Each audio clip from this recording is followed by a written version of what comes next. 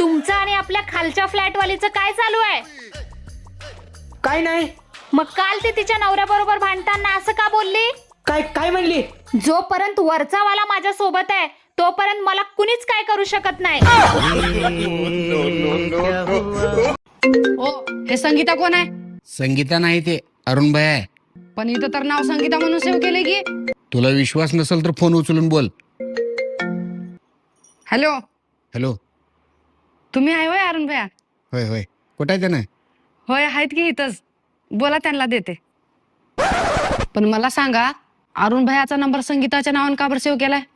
Arun भाईचा number Arun भाईच्या नावानं save केला असतो तर तू मला फोन आणून दिली असतीस.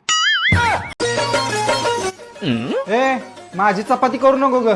तुमची चपाती करणार नाही, गव्हाची करणार आहे. हा मामी, काढलं का सोयाबीन?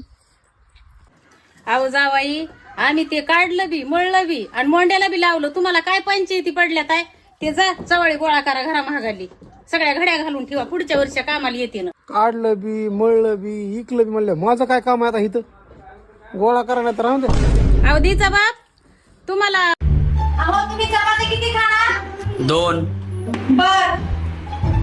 अरे भाजी कोण बनवणार आहे पण? मग 4 बनव.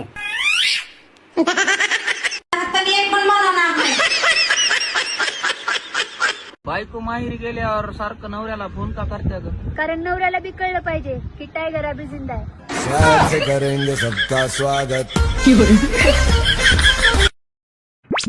लागली होती भांडणं, भांडणात शर्ट फाटला. लागली होती भांडणं, भांडणात शर्ट फाटला. आणि ह्या सटवीला माझा दारुड्या नवरा कसा पटला.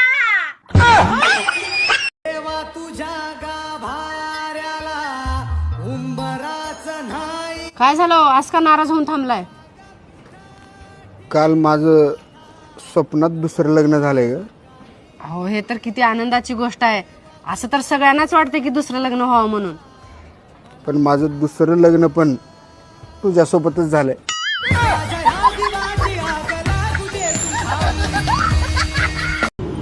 अरे बाळा, भरपूर शाळा शिक म्हणजे चांगली बायको भेटते. आई सगळं खोट आहे. कसं काय माय पिल्लू? बाबाची तर पीएचडी झाले, बाबाला तू कसं काय भेटलीस? ओ सासूबाई, बस झाला आता. वैताग वैताग आलाय, या घरात राहू सुद्धा वाटणार नको नको झाले मला. काय या घरात कामवाली म्हणून आणलाय का तुम्ही? आणि हे एक बाबा दिवसभर मोबाईल बघत बसतय.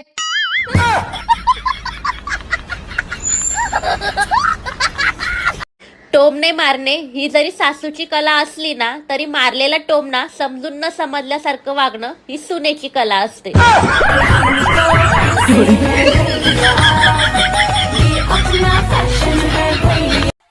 तुमचं आणि आपल्या खालच्या फ्लॅटवालीचं काय चालू आहे? काय नाही. मग काल ती तिच्या नवऱ्याबरोबर भांडताना असं का बोलली? काय काय म्हणली?